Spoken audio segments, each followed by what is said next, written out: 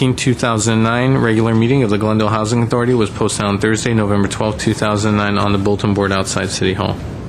Thank you. May we have the next item? Next item is approval of minutes. So moved. Second. If there are no objections or corrections, the minutes will be approved as submitted. Next item, please. Next item is oral communication and discussion is limited to items not part of this agenda. Each speaker is allowed 5 minutes. Members of the Housing Authority may question or respond to the speaker, but there will be no debate or decision, and the matter may be referred to staff through the Executive Director for investigation and report. Thank you. The first speaker is Herbert Milano.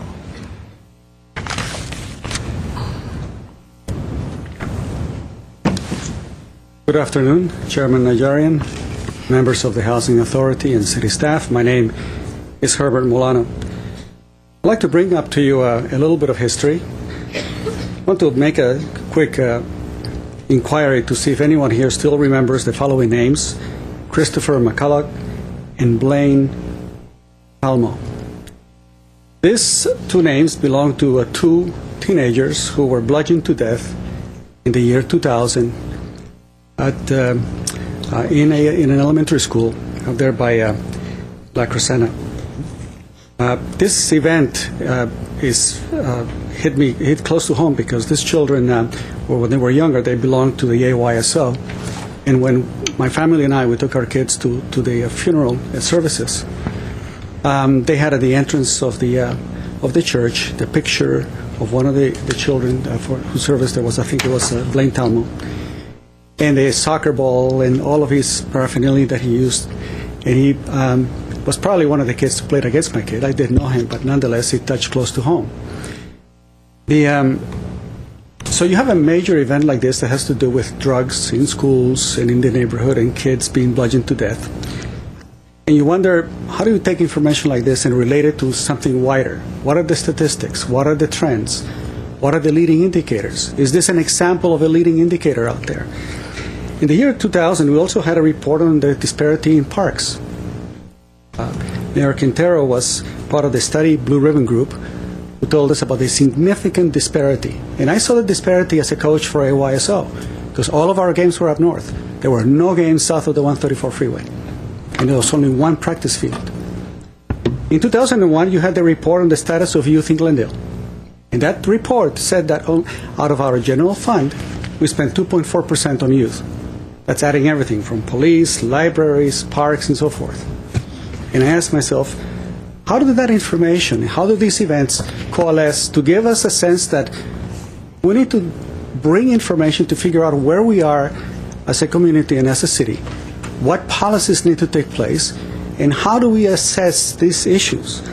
You know, I'm a strong believer in looking at leading indicators and reporting on leading indicators so that we can say, if the situation now is this, what can it tell us about what things will be in the future? Whose responsibility is it? Is it the schools? Is it the nonprofits? Is it the city council? Is it housing and community development? Who is responsible? And at the end, there is no one single entity responsible. All of these organizations and entities, in a way, in my opinion, should be responsible to basically create the level of awareness, the facts, present it out to the public, and perhaps put it in a venue when there is proper discussion and policy can be established. And at the end of the day, that's really all I've been asking for all of these years, for the city to collect information, report on it, identify how serious the situation is, identify if there's a potential indicator there that tells us where we're going and what policies are successful, and evaluate it on a regular basis to see if the policies that you created are working or not working. We got a program that was highlighted about a month ago called Safe Places. I decided to make some calls some years ago at various different fire stations and ask how many kids participated or came or were attended to or took advantage of this program. Not a single one. When my son had a party, and there were about 80 kids at the party, and I asked each one of them as they came in, do you know what would happen if this occurred to you? Where would you go? Nobody knew about it. And so you evaluate it. You figure out at the end of the year how many kids took advantage of this program. Is it effective? And if it isn't, what must change? Should the communication change? Should we enhance it? Should we do something else? And that is the continual problem that I see in city governance, that we don't necessarily come up and dedicate a significant amount of time. And my hope is that, maybe through this venue or some other venue, maybe a town hall, for the government units and nonprofits and the schools to get together and really start addressing these problems head on, devise policies, and see if they work. When the report from 2001 on the status of youth came, there was a request for $1.7 million a year every year. That's what, at that time, the study said that was needed in order to make a truly sustainable change to address the issues of youth. And of course, you know how I feel about all the raises and pensions and all the other places where the money has gone. But why not that? Why not initiate something to the extent that addresses these problems? Thank you. Thank you. Next speaker is Mike Mohill.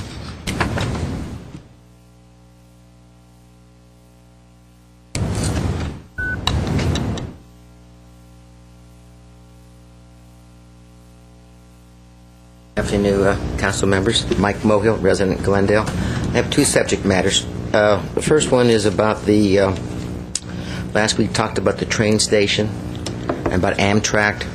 I spoke with a man by the name of David Bryce. He happens to spend time there all the time at the train station. I asked him about the Amtrak and the security and so forth, and how come it's a whistle stop and not an actual, significant thing, but I got to tell you. Anyway, he was telling me that Amtrak wanted $18,000, and the city didn't want to give it to them. I'd like to know what was behind all that. I mean, we're a big city, and I'm comparing us to Oceanside, which is small, and they can have a significant train station. We have a whistle stop with security cameras. $18,000, we can't afford that? Okay, that's number one. Number two, Glendale News Press Council Commission meets to discuss water, which will be on later this afternoon. The thing that bothered me about this hearing you're going to have this afternoon, it says the following in the paper. While much of the relief efforts will come through legislation, voters will also likely to vote on bonds to fund the efforts and other related ballot measures for the water. Basically, you're going to be coming back to the voters and say, we got to pass a bond. We got to borrow money again. With a budget of over $800 million, why must we continue borrowing money? Is it called budgeting? If children want something from their parents, the first thing you say, you got the money? I want to borrow from you, Dad. I don't got it. Well, so what? Get a part-time job. I need it from you. Well, that's what you're going to be asking for the voters and the residents of Glendale. You can be asking to raise another bond. We just did $28 million the other day. Why didn't we make it $128 million? Then we can go ahead and have all this money come in, and then you can say on the screen over there, oh, we have a surplus now coming into the city of Glendale because we borrowed $128 million. Budgeting is what upsets me every day when I come to this council, how we spend our money. People are being laid off every day. The best jobs in the city of Glendale are the employees of the city of Glendale. They don't get laid off. They don't get a cut in their salary. When their medical expenses go up, the city picks up that expense. A lot of cities, a lot of companies are not picking up that added expense. But in the city of Glendale, we pick it up. Then we have to go ahead, because we don't have the money, it's gone for always salaries and pensions. Again and again. It's like an old record with me, isn't it? Same old record. Do we need a change in management to correct this? Please, when you talk about water this afternoon, don't talk about a bond. Say to myself, you know what? Let's find the money someplace else and don't bond, don't obligate the voters. Thank you for your time and consideration. Mr. Mohill, the only comment I want to make is I think your criticism against the city regarding a water bond is not well placed.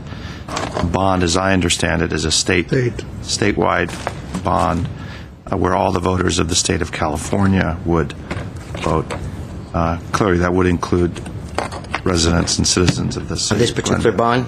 The bond I believe they're referring to is a state I haven't seen I don't know the detail. If that's the case, then it has to be a state of California. The governor's going to pass it to all of us, right? I'm going to invite you to attend the afternoon session. Absolutely. Thank you. Any other comments? Mr. Chair, I'm going to invite him to go to Sacramento and Well, I would love get to. oral communications. They meet Tuesday nights. You know, if Mr. Quintero can give me a plane ticket, I would love to speak for the city of Glendale. He can drive, Mr. Mulhill. No. Buck. I don't have that much time. I'm 60. Yeah, in fact, I won't be here on a Tuesday night or afternoon. I realize that. Oh, and one-way tickets are far less expensive. Oh, no. Thank you. I think Alaska needs some input. Thank you, Mr. Mohill, for But your you know, if for your it's interest. going to be a state bond, we have no choice. Okay, that's the. Well, that's, we can vote, but we'll discuss that. Perhaps you can comment this afternoon on that particular issue. Mr. Najarian, isn't it the governor that's taken the leadership role in that I potential believe bond he issue? is. Yeah. I believe he The is. governor's already done that. Thank you. It's in the paper. Thank you. Any other comments on oral communications? Okay, let's move to the next item. Next item is authority member or staff comments. Comments on your own behalf. Excuse me, Mr. Chair, Yes.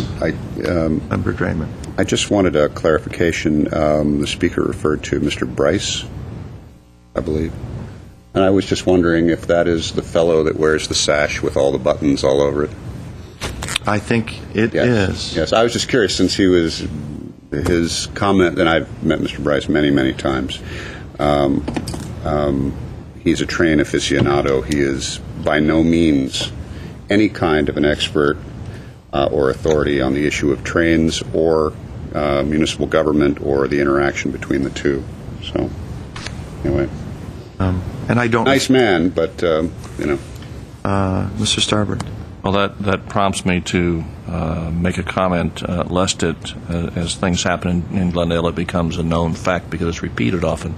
I was in meetings with Amtrak back when they decided to close the office here, and we worked very hard to try and get them to keep it open. There was never any mention made of any payment of $18,000 to keep the station open. So where that has gotten rooted in the rumors is beyond me. Thank you. Any other comments? If not, I move we adjourn. for a second. The authority is adjourned.